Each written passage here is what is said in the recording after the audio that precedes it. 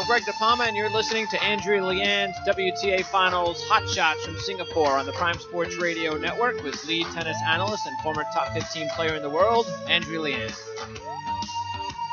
All right, Andrea, the finals are set with the two vets in Singapore, Caroline Wozniacki and Venus Williams for the title, with Wozniacki winning in straight sets and Venus coming from behind to win in 3. Let's start with Wozniacki. Even though it was a straight set win, Karolina Pliskova had her chances, didn't she?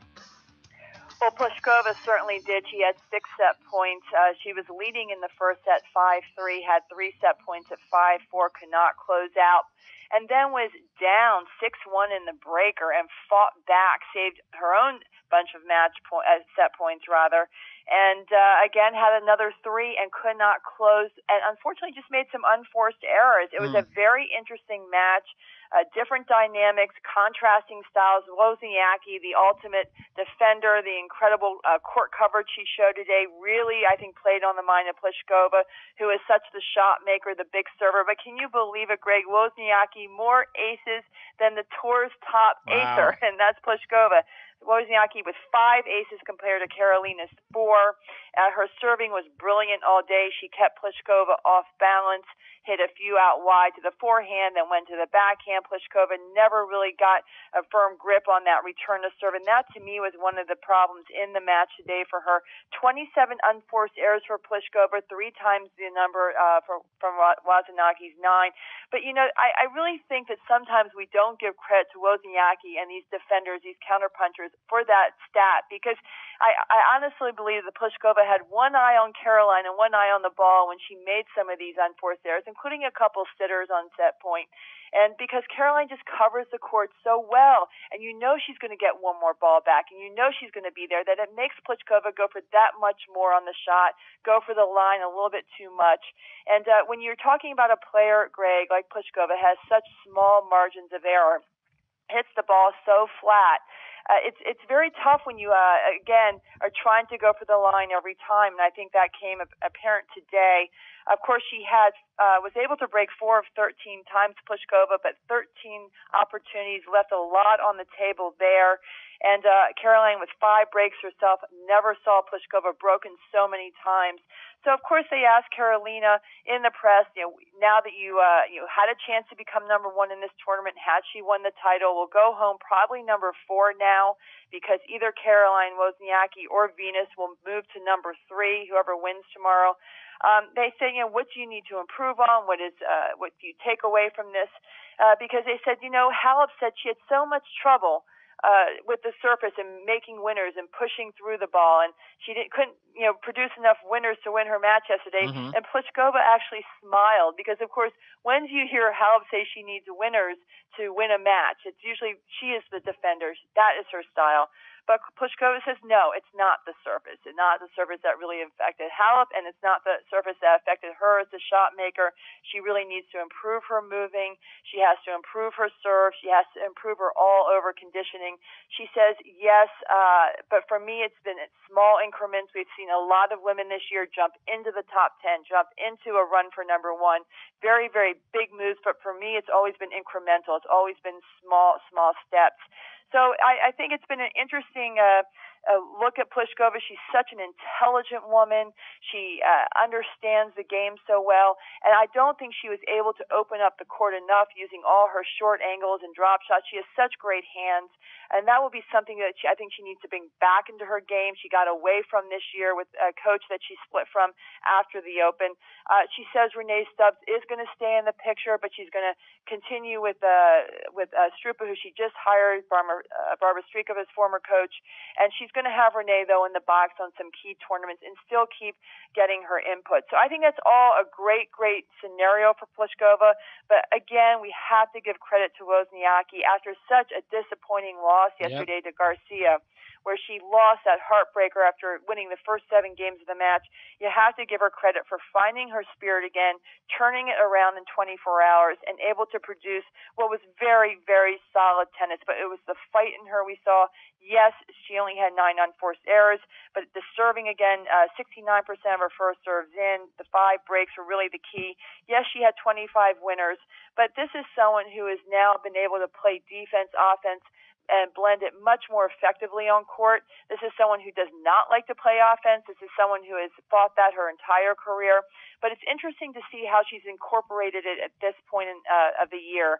And I think this is why, Greg, I think not only will she do well tomorrow against Venus, even though she's never beaten Venus, I think we're going to see Wozniacki, if she chooses to continue on a full-time tour, because, of course, her boyfriend, David Lee, was courtside for this entire week, and we know they've been dating quite a long time.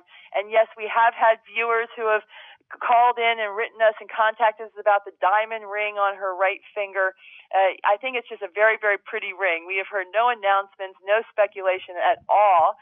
So we just look at that as just some fine jewelry on Caroline's finger and so forth. But there's no question that at 27 years of age, Wozniacki is looking at the end tail of her career. But it's great to see our two veterans now in the final. Yeah, and Venus Williams, 10 years, the elder of Wozniacki, so it shows you where her career is. We talked about, of course, the match earlier today. We talked about how Caroline Garcia has been winning the 3-set matches lately, but it was Venus who turned the tide in this one and got better as the match went on. Well, it was a tale of two different stories, the first set and the next two. In the first set, Williams really got off to a slow start. We've been talking about, how is she physically? She is 37 years of age. She's had to play back-to-back matches against top 10 players this week. This is what makes this format so challenging. You don't get an easy round. You don't get an easy opponent.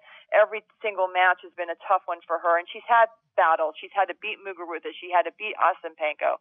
And she lost to Pliskova. But today she got started off slowly. I did question if there was a hip or back strain because she obviously kept feeling it a little bit. We saw that and trying to stretch it out.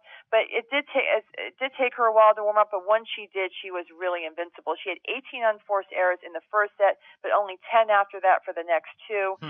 She had one break of serve in that first set, but then was able to really break Garcia 3 times in the next two. So the stats really improved enormously for her. The 10 double faults, 6 were in the first set. So again, very, very stingy in the numbers on the last two. Whereas Garcia started off, very, very well. She had great command of her shot. She was moving the ball. She was moving Venus. And quite frankly, the match was on her racket in that first set. She really was controlling the points. But as her father mentioned to her, she did look a little uptight. This all was a new occasion for her. She is the rookie in the WTA final this year, having had that streak in Asia, Wuhan and Beijing, back-to-back titles. And so this was all something new, and I think it did catch up with her a little bit. And in the end, it was experience, and it was Williams' ability to correct her mistakes in the first set, to reduce those unforced errors, to put a little bit more spin on the ball, to start hitting her targets in bigger areas of the court, not going for those lines, that really proved the difference. And again, here we have the ability to think for yourself, Greg. Yes, Garcia's father, he's such a terrific guy. He has no tennis background, by the way. But he gives her a sense of comfort out there and focus that is so important for her, especially at this stage of her career. But it's Williams, who never has the on-court coaching, was able to figure it out and realize that she could just ride the tide with Garcia through that first set, let her have her winners, which, by the way, she did 31, only 2 less than Venus. But it was the 30 unforced errors, most of which came in those last 2 games, which allowed Williams to break back and really take command of the match.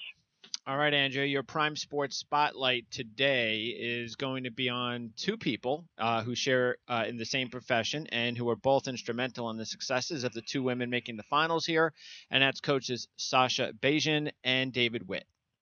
Well, we really haven't highlighted coaches yet this week. We've highlighted all the other aspects of the tour. And I think this is a very important one. And I want to highlight these 2 guys for a very specific reason. We don't hear about them. Most people don't know their names. In fact, Sasha Bejan is not even termed a coach on the Wozniacki team. He's termed a hitting partner. She says he's really there to help her father coach her.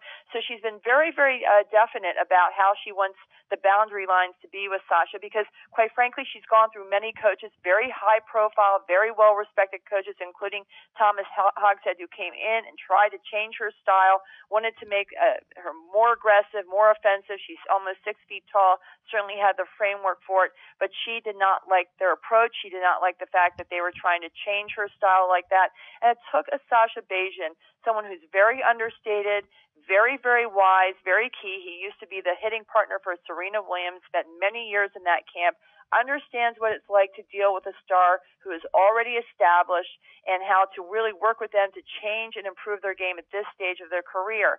And it's been in small whispers to her father, to Caroline, because he really has had to convince both of them, quite frankly, that she can win being a little bit more aggressive. She doesn't have to worry about unforced errors. One does not always go with the other. And so these are two, and David Witt as well. David Witt has been with Venus for her entire career practically.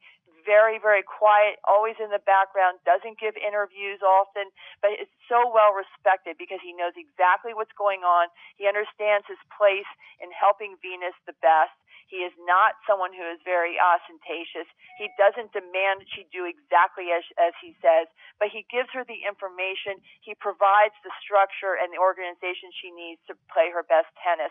And I applaud both of these men because this is how you have longevity on the women's tour, quite frankly, in that you allow these players to really think for themselves. And the ability to think for themselves on court gives them so much confidence in themselves and in their games that they then perform at their best. So we do credit, of course, it's a kiss of death to ever mention any kind of person in the Wozniacki camp, but we are going to say to Sasha and David, well done this week. You deserve to be in the finals as much as anyone.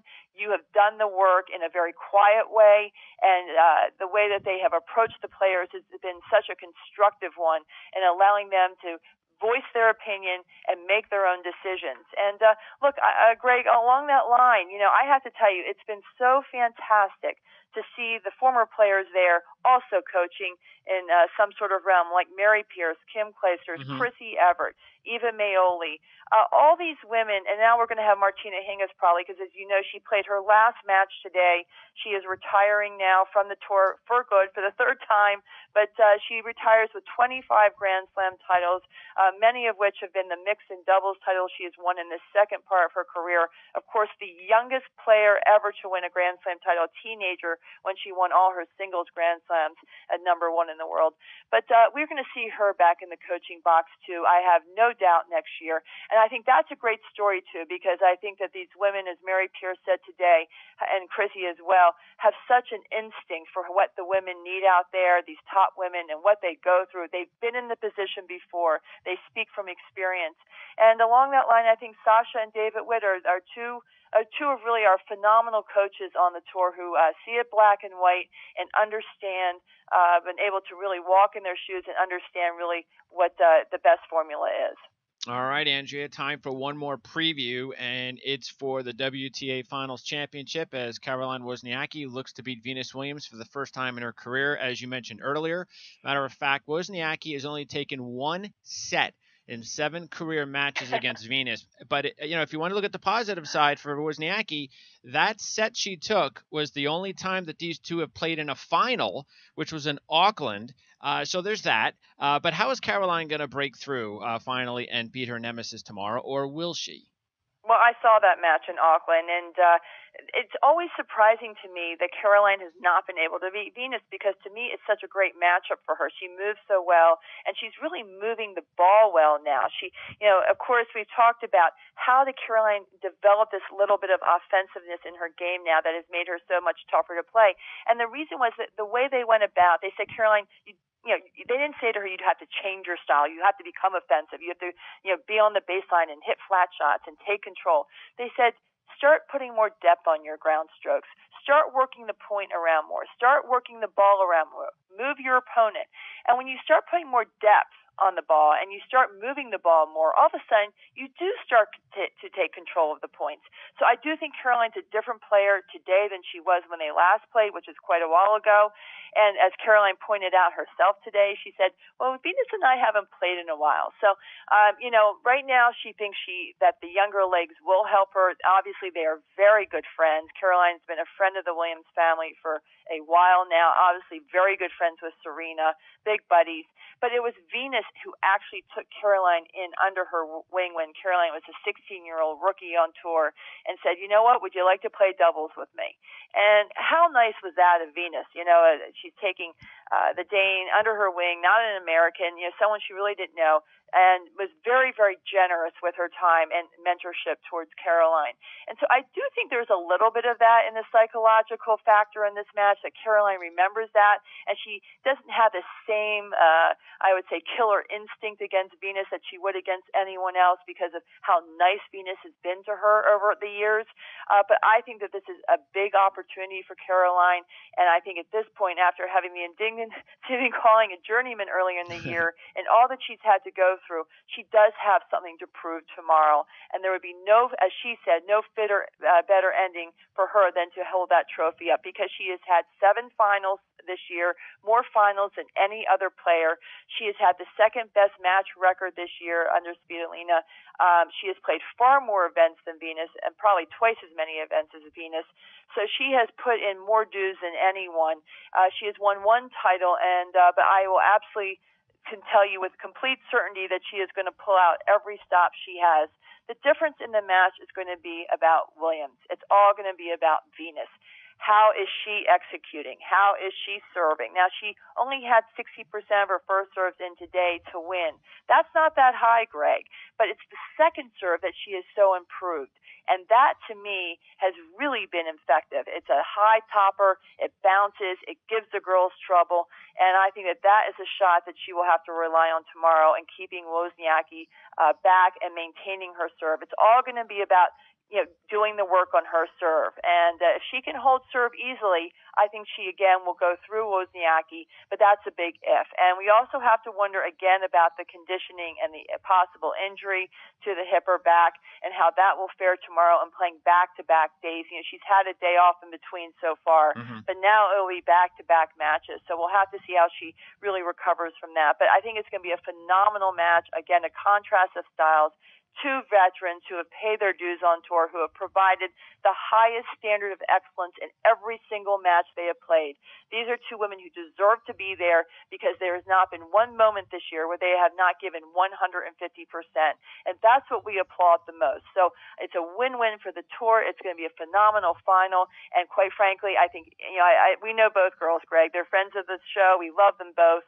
And so we hope just for a great match. All right. Thanks again, Andrea, for this WTA Finals update, and really for working hard to provide the type of daily coverage that no one else is doing right now for this event. And it's a great thing. Well, you too, Greg. You and I, you've been up there. I know it's NFL season and World Series season, and those are big highlights on Prime Sports Network. And I appreciate you and Prime Sports Network making such an incredible priority in putting the tennis show on daily for this event. You're very welcome. Thanks, Andrea. We'll talk to you next time. All right, and thank you for tuning in to Andrea Leand's WTA Finals Hot Shots from Singapore all week long right here on the Prime Sports Radio Network. We'll see you next week for a WTA Finals recap and much more on the next edition of Prime Sports Tennis. Enjoy the final tomorrow, and we'll see you soon.